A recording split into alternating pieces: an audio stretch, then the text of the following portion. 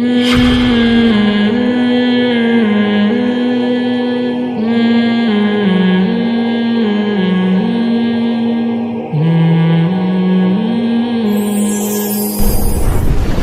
قسم کے حقوق ہیں، ایک اللہ کے اور ایک اللہ کے بندوں کے۔ اچھا، جو اللہ کے بندوں کے حقوق ہیں وہ بھی حقیقت میں ہیں اللہ ہی کے۔ کسی کو قتل نہ کرنا اصولی طور پر تو یہ حقوق العباد میں ہے نا بھائی، حقوق العباد میں یہی وجہ ہے کہ آپ نے ایک مثال کے طور پر زید کو قتل کر دیا، اللہ نہ کرے، تو زید کے وارثوں کو حق ہے کہ آپ سے انتقام لیں یا آپ کو معاف کریں۔ یہاں شریعت براہ راست دخل اندازی نہیں کرتی، شریعت کہتی ہے فقط جعلنا لولیہ سلطانا، ہم نے یہ اختیار دیا ہے مقتول کے ولی کو، کیونکہ حقوق العباد میں سے ہے نا بھائی، مقتول کے ولی کو حق ہے کہ آپ کو معاف کرے، آپ کو اسے دیت لے یا ویسے ہی فری پکڑ میں چھوڑ دے۔ آپ اس کا بندہ مارا ہے تو اس سے پوچھو، اللہ میاں کہہ رہے ہیں بھائی یہ بزبان حال گویا یہ ان کا مسئلہ ہے، یہ میرا مسئلہ نہیں ہے۔ لیکن دوسری طرف ہم دیکھتے ہیں کہ اللہ کہتے ہیں جو کسی کو جان کر قتل کرے گا فجزاؤہ جہنم خالدا فیہا، جہنم میں ہمیشہ جلے گا اور اللہ کا اس پر لعنت اور غضب ہوگی۔ ارے بھائی، جب یہ زید کے وارثوں کا مسئلہ ہے تو پھر جہنم کی وعیدیں کس بات کی؟ نہیں آ رہی سمجھ میں میرا خیال ہے۔ جب یہ مسئلہ، یہ ہیڈک زید کے وارثوں کا ہیڈک ہے تو پھر اللہ بس تو نے اختیار دے دیا، وہ قصاص لیں نہ لیں، دیت لے کے چھوڑ دیں نہیں جائیں، وہ ان کا مسئلہ ہے۔ اب اللہ میاں پھر یہ جہنم کی وعیدیں کیوں آ رہی ہیں؟ تو اس آیت سے پتہ چلتا ہے کہ دنیاوی لحاظ سے یہ ان کا مسئلہ ہے، دنیاوی احکام جاری ہونے میں تو زید کے اولیاء آپ کو چھوڑ دیں دیت لے کے، جہاں تک میرا تعلق ہے تو میں آخرت میں سزا دوں گا، اور وہ مجھ سے معافی مانگے بغیر وہ سزا نہیں ٹلے گی آخرت کی۔ تو اس سے پتہ چلتا ہے کہ جو حقوق العباد ہیں، خالص حقوق العباد، وہ پہلے حق اللہ ہیں، بعد میں حقوق العباد ہیں۔ اصل سزا تو اس میں اللہ کی طرف سے ملے گی۔ تو ہمارے ہاں جو یہ کانسیپٹ ہے نا کہ اسلام میں دو قسم کے حقوق ہیں، ایک اللہ کے اور ایک اللہ کی مخلوق کے، اس کا ایک صحیح مطلب ہے، ایک غلط مطلب ہے۔ غلط مطلب یہ لیا جاتا ہے کہ جو مخلوق کے حقوق ہیں اس کا اللہ سے کوئی تعلق نہیں ہے، یہ غیر مسلموں کا نظریہ ہے۔ تبھی غیر مسلم کو اعتراض ہوتا ہے کہ چور کا چوری کرتا ہے تو ہاتھ کیوں کاٹتے ہو بھائی؟ اس کا ہوتا ہے کہ نہیں ہوتا؟ بھائی ایک آدمی نے کسی کے 20,000 روپے چوری کیے، فرض کرو وسیم بھائی کے، ستار بھائی نے وسیم بھائی کی چوری کی، کتنے؟ 20,000۔ وسیم بھائی کے 20,000 گئے ہیں۔ وسیم بھائی میں اگر تھوڑی سی عقل اور شعور ہوگا، وہ کبھی بھی نہیں چاہیں گے کہ 20,000 کے بدلے میں ستار کا ہاتھ کاٹ دوں، تو کہیں گے 20,000 کا ہاتھ تھوڑی، ہاتھ تو 20 کروڑ کا ہے۔ وسیم کو خواہش یہ ہوگی کہ بھائی میرے 20,000 مل جائیں اور ستار کے 2-4 چترول بولو لگ جائیں۔ 20,000 میں اتنا ہی بنتا ہے، 2 تھپڑ 4 تھپڑ یا بہت زیادہ 1 مہینے کی جیل۔ کیا خیال ہے؟ تو اس لیے غیر مسلم اعتراض کرتا ہے بھائی جس کی چوری ہوئی ہے، جس کے 20,000 روپے گئے ہیں، اس کا حق ہے نا، اس کا نقصان ہوا ہے، وہ ہاتھ کاٹنے پر راضی نہیں ہے، اور آپ مدعی سست گویا گواہ چست، آپ اس کا مصداق بن کے کروڑوں روپے کا ہاتھ کاٹ رہے ہو 20,000 کے چکر میں۔ تو غیر مسلم جو ہے نا، غیر مسلم، اس کو یہ اعتراض ہوتے ہیں اسلامی سزاؤں پر۔ اس کی وجہ یہ ہے کہ اسے یہ معلوم نہیں ہے کہ اسلام میں حقیقی معنوں میں صرف حق اللہ ہی ہے، حق العباد حقیقی معنوں میں نہیں ہے۔ ہم سب اللہ کے غلام ہیں، اللہ نے ہمیں اپنے لیے بنایا ہے۔ تو اللہ کا کہ جو مخلوق کا حق جب ضائع کیا جاتا ہے تو اللہ یہ سمجھ رہا ہے، یہ سمجھتا ہے کہ یہ میرا حق ضائع ہو رہا ہے، میں نے منع کیا ہے کہ چوری مت کرو۔ اب اگر تم چوری کر رہے ہو تو وسیم کا نقصان نہیں کر رہے، تم میرے حکم کی نافرمانی کر رہے ہو۔ ہاں، اس کی مثال ایسے ہے جیسے رسول اللہ صلی اللہ علیہ وسلم نے فرمایا کہ قیامت کے دن اللہ تعالیٰ کہیں گے کہاں ہیں وہ لوگ جب میں بھوکا تھا تو انہوں نے مجھے کھلایا ہے بھائی، کہاں ہیں وہ لوگ جب میں پیاسا تھا تو انہوں نے، بولنے پر گورنمنٹ نے پابندی لگائی ہے، انہوں نے مجھے پلایا۔ لوگ کہیں گے اللہ تو کہاں بھوکا ہو سکتا ہے، تو کہاں پیاسا ہو سکتا ہے؟ تو اللہ کہیں گے میری مخلوق بھوکی تھی، تم نے اسے کھلایا تو گویا مجھے کھلایا۔ تو اس کا مطلب یہ ہے کہ غریب کا پیٹ بھرنا یہ بھی غریب کا حق نہیں ہے، کس کا حق ہے؟ اللہ کا حق ہے. اچھا یہ بات سمجھ میں آنا جو ہے نا مثالوں کے بغیر چونکہ ممکن, یہ کانسیپٹ اسلام آپ کے دماغ میں ڈالنا چاہتا ہے کہ اصل میں اللہ ہی کا حق ہے.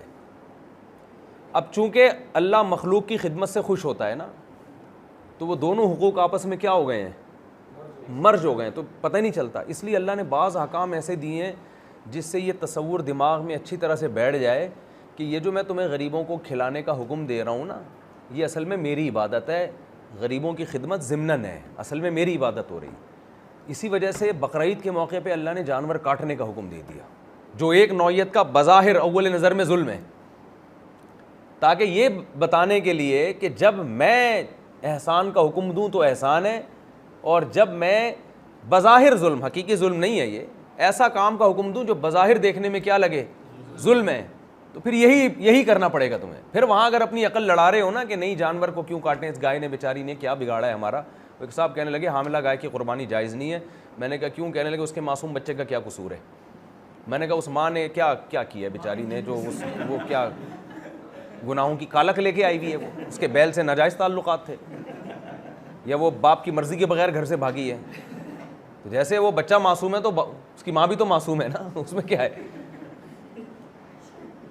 اسی وجہ سے صحابہ نے پوچھا یا رسول اللہ یہ قربانی کیا ہے, یہ قربانی کیا ہے, یعنی بظاہر اس کی لاجک سمجھ میں نہیں آتی. تو آپ صلی اللہ علیہ وسلم نے جواب دیا سنت ابیکم ابراہیم, تمہارے باپ ابراہیم کی سنت. کیا مطلب؟ ابراہیم علیہ السلام تو بیٹے کو ذبح کر رہے تھے, اس کی کوئی لاجک سمجھ میں آتی ہے؟ یعنی حقوق العباد میں سب سے بڑی حق تلفی کسی انسان کو قتل کرنا ہے. یہ پوائنٹ ٹو بی نوٹڈ ہے, اس کو خوب سمجھیں. حقوق العباد میں سب سے بڑا ظلم کیا ہے؟ قتل نفس سے بڑا کوئی ظلم ہے؟ کسی کے پیسے چرا لیں, کسی کی عزت آپ اچھال لیں, سب سے بڑا جرم کیا ہے؟ جان سے ہی بیچارے کو آپ نے مار دی. تو ابراہیم علیہ السلام کو قتل انسان کا حکم دیا گیا, انسان کے قتل کا. نمبر 2, انسان بھی مسلمان کا قتل کافر کے قتل سے بولتے کیوں نہیں دگنا ہے. یعنی قتل کی نوعیت میں یہ جرم اس سے بھی بڑا جرم ہے. تیسری چیز آپ بیان کر لیں. تیسرا جرم بظاہر, تیسرا کیا ہے کہ چلو ان کی بات میں پہلے کر لیتا ہوں. بچے کا قتل, جو اگر مجرم ہو بھی تو بھی وہ مجرم نہیں ہے. نابالغ بچہ تو مکلف نہیں ہے نا, اس کی تو غلطی شریعت نے بھی معاف کی ہے. اس کے تو ساری, وہ تو روزہ رکھ کے توڑ دے تو کفارہ نہیں ہے اس کے اوپر, طلاق دے تو طلاق نہیں ہوتی,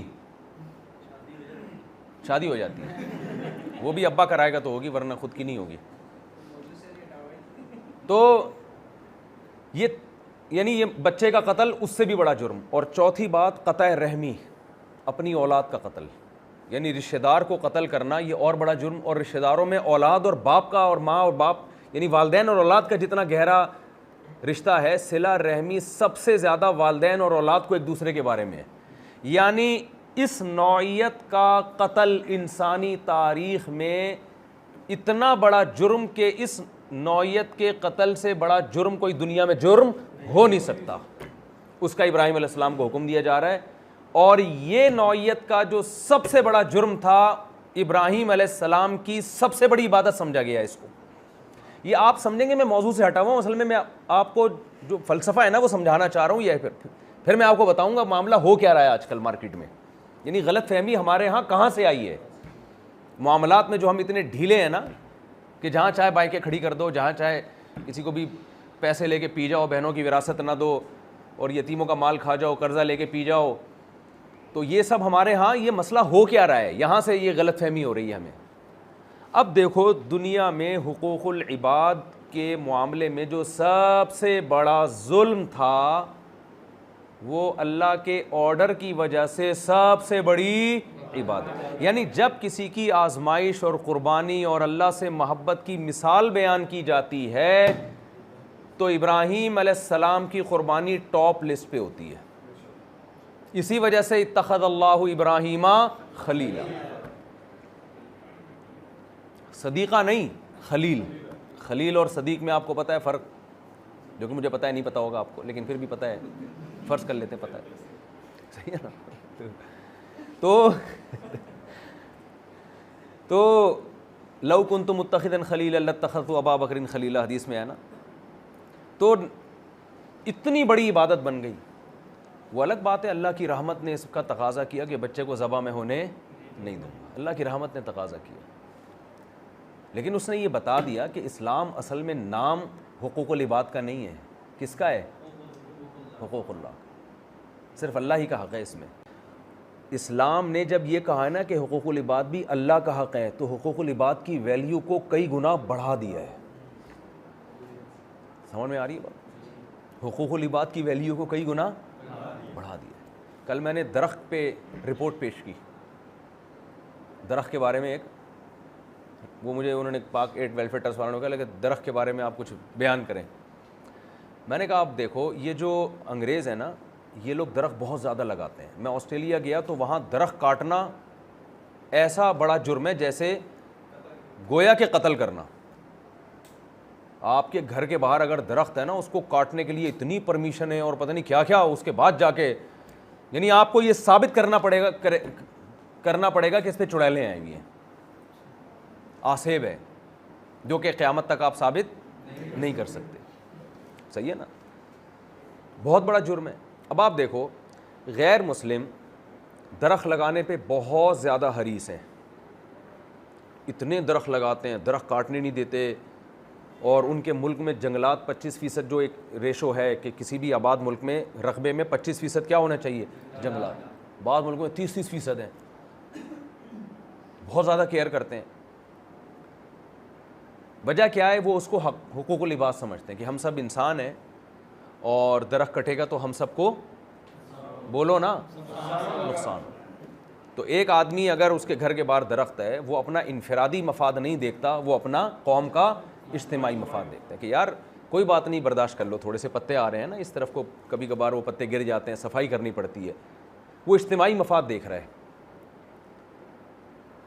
اسلام میں درخت لگانا کس کا حق ہے؟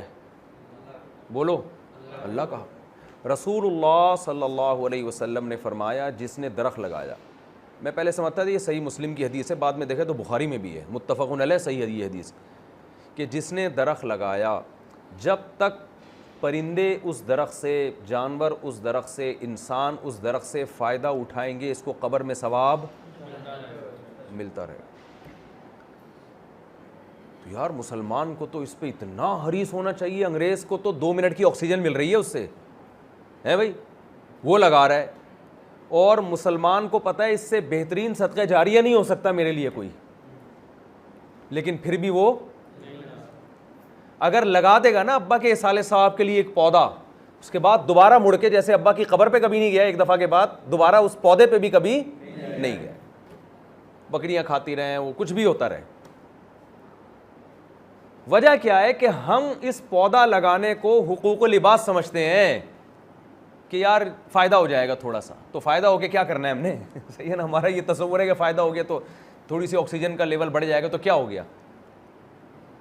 حالانکہ ہمیں اس پر, اس کی ایک اور مثال دیتا ہوں. کل میں پرسوں میں بیان کر رہا تھا, ایک صاحب نے مجھ سے کہا کہ میں کورونا کی ویکسین کیوں لگاؤں. ابھی میں کورونا کے فضائل نہیں بیان کروں گا, ایک مثال آ گئی ہے سامنے کہ میں کورونا کی ویکسین کیوں لگاؤں, میں کورونا کی ویکسین کیوں لگاؤں. میں اللہ پہ توکل کرتا ہوں, مجھے ضرورت نہیں ہے, اور میں اس پہ ایگری ہوں, اگر میں کورونا سے مر گیا تو مر گیا, میں اس پہ ذہنی طور پر تیار ہوں, تو میں نہیں لگا رہا.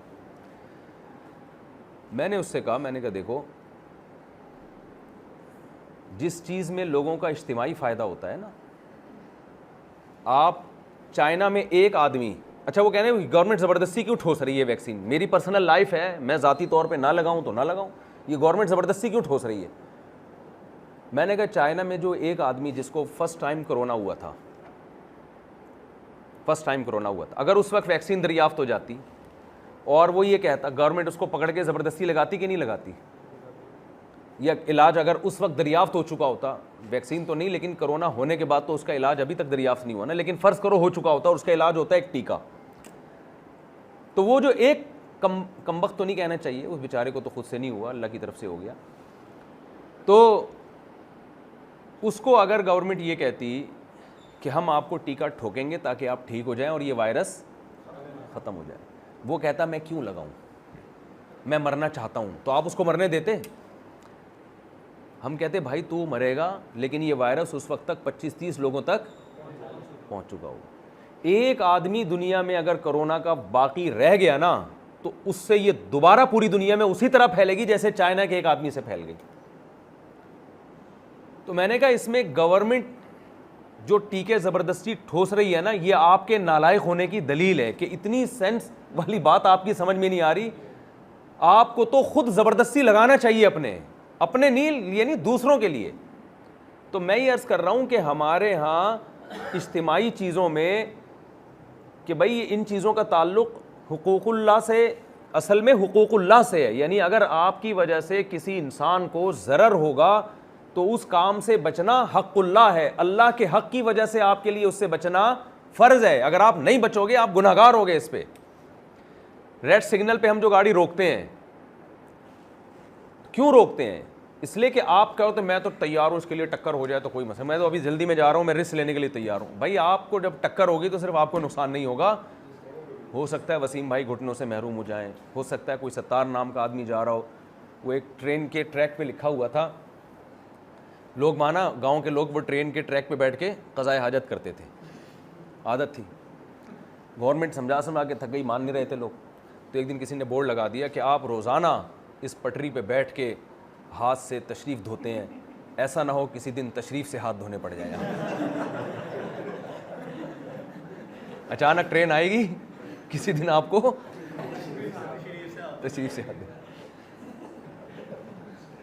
تو تشریف پہ ویکسین لگوا لی جائے اس سے پہلے کہ تشریف سے ہاتھ, بہت سے لوگ تشریف سے ہاتھ دھو بیٹھیں گے. تو اجتماعی چیزوں میں کہ میری وجہ سے دوسرے کو ضرر نہ ہو. میں نے جب ویکسین لگائی تو مجھے بھی یہ خطرہ تھا کہ یار کیونکہ پروپیگنڈا بہت زیادہ ہو رہا ہے, لیکن بھائی ڈاکٹروں سے پوچھا, ڈاکٹر کہہ رہے ہیں بھائی آپ دوسروں کی خاطر لگواؤ کہ یہ پھیلے نہیں بیماری. ایک آدمی سے بعد لگوائی ہے, تو پہلے تو ایجاد ہی نہیں ہوئی تھی نا, کیونکہ ہمیں جب کرونا ہوا ہم تو ٹھیک ہو گئے, لیکن میرے گھر والوں کو ہو گیا. پھر اس کے بعد وہ اتنا خطرناک ہوا کہ بڑی مشکل سے صحت ملی ہے, اور پھر ان کی وجہ سے پتہ نہیں اور کتنے لوگوں کو ہو گیا ہوگا. تو ہم تو ٹھیک ٹھاک گھوم رہے ہیں, لیکن پتہ نہیں کتنے بندے ہم نے قبر میں پہنچا دیے ہوں گے. وہ تو قیامت میں پتہ چلے گا کہ اللہ تعالیٰ کہیں گے یہ جو بزرگ فی الحال ان کا ارادہ دنیا سے جانے کا نہیں تھا, یہ جو الفلاحیہ مسجد کے امام صاحب اور مفتی طارق مسعود صاحب کو جو کرونا ہوا تھا, یہ اس دن جو ان کے منہ پہ آ کے چھینکے تھے, تو یہ تو خود تو بچ گئے تھے, لیکن اگلے کا انا للہ انہوں نے کرا دیا. اللہ نہ کرے اس کا اللہ اگر حساب مانگ لے تو کیا جواب ہے آپ کے پاس. تو معاملات میں اس چیز کو سمجھنا ضروری ہے کہ یہ عبادات ہی ہیں. یہ تو فقہاء نے آسانی کے لیے اس کی تقسیم کر دی ہے کہ ظاہری لحاظ سے یہ معاملات ہیں, حقوق العباد ہیں, اور ظاہری لحاظ سے, ورنہ اسلام میں حق اللہ, حقوق العباد بھی کس کا حق ہے؟ اللہ. اس لیے اس پہ سزائیں بہت ہیں.